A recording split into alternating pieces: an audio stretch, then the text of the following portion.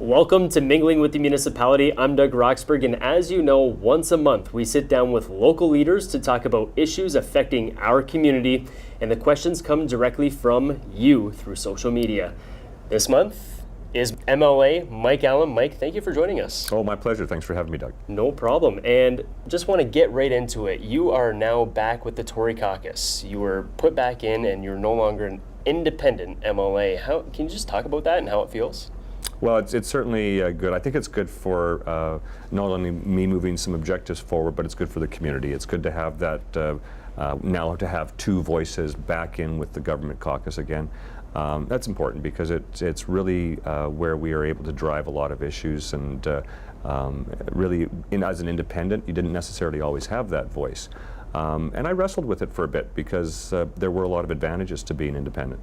I had a lot more freedom. I had the ability to focus 100% on my constituency, on Fort McMurray, and really we were able to achieve quite a bit. I had a strong staff, I had a good budget, and as an independent we actually got quite a bit done.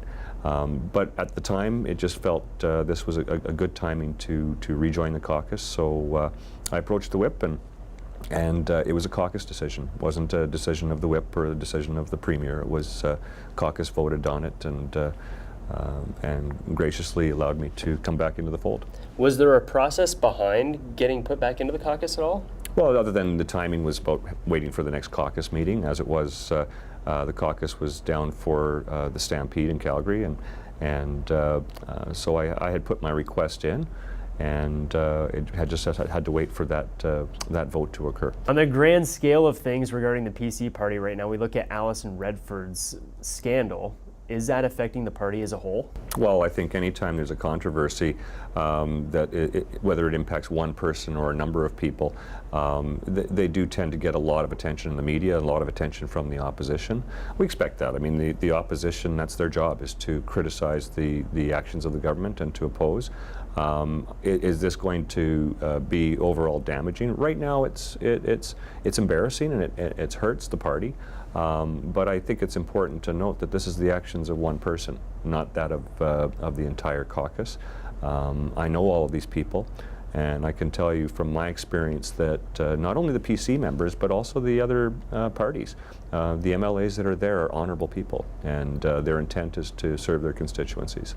Now let's swing over to healthcare for this region. Parsons Creek, it is becoming not becoming an issue, but it's becoming, I guess, the forefront of a lot of controversy, because a lot of seniors and healthcare residents or people involved in healthcare want a downtown facility, and they're building up in Parsons Creek. Can you just talk about some of those issues? Sure. The decision to change that occurred back in 2011, actually, and it was based on the site selection. It was based on a number of criteria. The size of the land and the type of facilities that they wanted to build. So, of course, I was on council then and didn't really have any involvement in that, other than we knew that there was a strong desire to have something in the downtown core. When we look at the seniors' needs assessment as well, we know that regardless of which facility gets built first, we're going to need a second one. And I think now it's the time as well to start thinking about a third one in the future up in the Saline Creek lands. So I guess there is no real right answer then. Parsons Creek's underway, downtown, I guess it's a little ways down the road. Shouldn't it have been reversed? Well, yes, I mean, it would have been desirable. It certainly would have been desirable, and I've met with the seniors group many times. They had indicated that they certainly wanted to see Willow Square move ahead first. The biggest challenge with that, of course, is that we don't own the land. It's 75% held by CMHC, a federal, it's arm's length federal corporation of the federal government. We've been in constant contact with them, and I'm still optimistic right now. I mean, the Minister of Municipal Affairs has been working very closely with Minister Kenny's office and with CMHC, and they're confident that that process should be completed this fall. Let's move over to Highway 63, one of the big issues involving not only Fort McMurray, but the Edmonton region, because Edmonton's always coming up to Fort McMurray and then vice versa. How's the twinning coming along? Oh, we're going great guns. I'm very encouraged. And I don't hear a single complaint from anyone traveling that highway right now.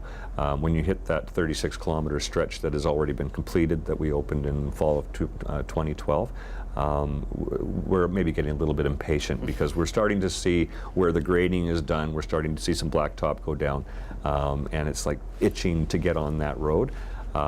This year we'll have, all of the projects have been tendered out, and they're being tendered out in small piecemeal projects, but 100% of them are tendered now. 70% of the grading will be completed this year, so next year you're going to see a lot of pavement open up. It will be 4 lanes of highway. It starts north of town up to site. Where does it go south to? Well, this particular project goes all the way down to Atmore, or what's the turn, more commonly known as the turnoff to grassland. So it is a 240-kilometer stretch that will be twinned all the way. It's a challenging project. I mean, we had to go down 12 meters in some areas with the muskeg, and there were challenges with the wildlife management zones, and even just labor force trying to get the right amount of fill, the right amount of aggregate. It was the amount of aggregate that was needed to do that project was equivalent to what the entire road builders of Alberta has the capacity to do in 1 year. So, and it's an expensive project. So we did sell bonds and raise the funds to do that so that it could all be done at once instead of in smaller piecemeal areas. Can we expect the Edmonton region to expand on it from Atmore? Well, our plan after this is to have the highway continue to be twinned down to Highway 28. So that'll go, they're still working on some alignments in there, and of course the biggest challenge is going to be land acquisition, because you're going all through farmland and privately held land. Moving on to education, we have 2 new schools opening up in Eagle Ridge this year. Yep. There's been a bit of an issue, and I've had this question posed to me before, about how schools reach capacity and then they start building, so then they have to wait another 3 years before they're actually built. Is that an ongoing issue within the provincial government for Fort McMurray? Because I know Fort McMurray is growing at a very rapid rate. It's a matter of funding there again, and provincially we work with with each of the individual school boards across the province. Both Don Scott and I have a very strong relationship with both school boards here. They develop their capital plans based on their projections, and we bring those forward to the Minister of Education. This also gets back to the whole controversy, I shouldn't say controversy, but the debate about debt versus deficit. And we took a position in this government to start borrowing or financing to get these projects done in order to advance a lot of them. And keep in mind, Fort McMurray got 5 of the 50 schools in Alberta that was announced.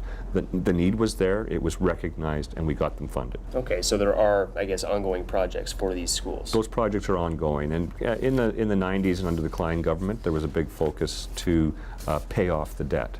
So as the revenues were coming in, they were just paying down the debt.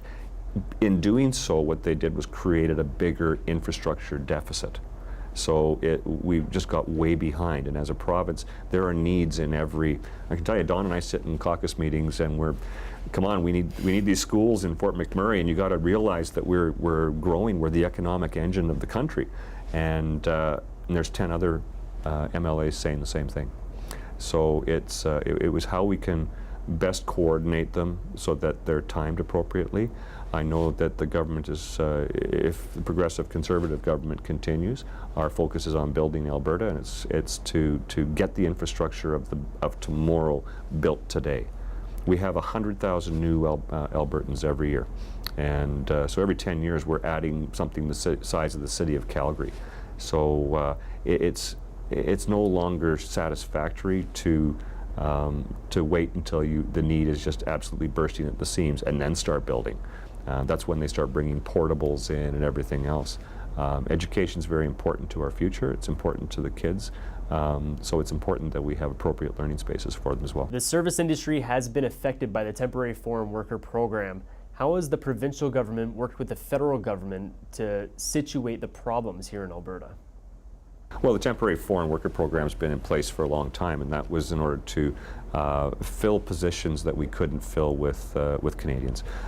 It started off largely in the trades, where we needed more skilled labor, and workers were being brought in from all over the world. As the economy changed in many parts of the province, so it's not just Fort McMurray, but our service sector started seeing a huge gap there as well. There's more opportunities for our children as they're getting out of high school, as they're even when they're in high school, they have more opportunities to make more money doing more technical jobs. And so in order for us to maintain that service sector base, we needed to bring in temporary foreign workers.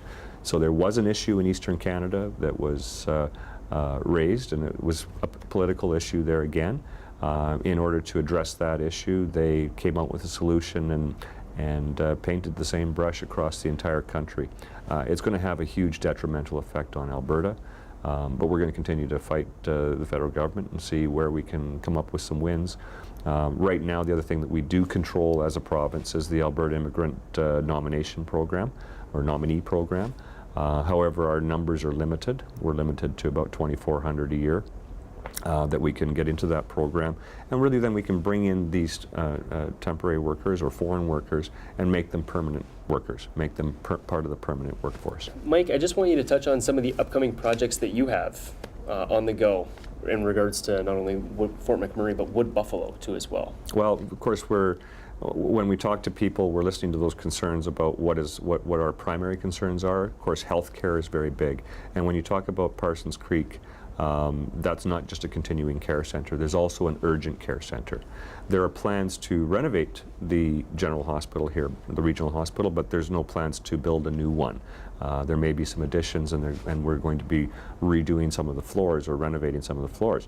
But the new urgent care and going more with the family care clinic idea, urgent care centers, and building the medical facilities where the people are. It's more about having better access to health care. So that's kind of one of our #1 priorities right now. That is being built concurrently with the continuing care center in Parsons Creek. My pet project, of course, has always been Highway 63. And one of the recommendations I fielded in the report in June of 2012 was to take a closer look at some of the safety aspects. If you have an accident on the highway, what are the we'd like to see another rest stop in the Wandering River, the Mariana Lakes area. There used to be one. It was taken out because of the change in alignment, but now it's time to revisit that again. As well, we don't have appropriate access for all the RCMP that are patrolling the highway now. They've got 200-kilometer stretch of no opportunities to fuel up. If you have an accident on the highway, it could take a significant amount of time for emergency services to get there. So we're right now working with all the municipalities that are impacted. It's Wood Buffalo, County of Lac La Biche, County of Athabasca, to come up with a solution and a plan as to how we can best enhance the emergency response on that corridor. We're looking at a new premier for this province. Have you thrown your support behind anybody? I've always taken, regardless of the level of government, and I did the same thing during the last federal by-election, is I tend to stay neutral in them. I support the process. I think in this particular leadership race, I'm very supportive of all 3 candidates. I think I could work with any one of them. In this particular case, I did assist both Thomas Lukaszuk and Rick McIver in getting their nominations through, and I will host, and it's most important is to get the word out there that for only $10 anyone can buy a membership and have a chance to vote for the next premier of this province. They're voting for the leader of the party, but by default you're also voting for the next premier. Good to know. Yeah. Well, Mike, thank you very much for joining us today on Mingling with the Municipality. And as always, you can ask our distinguished guests your questions regarding our community. Just use the hashtag AskShawYMM on Twitter because the forum is yours. You're watching Mingling with the Municipality. I'm Doug Roxburgh.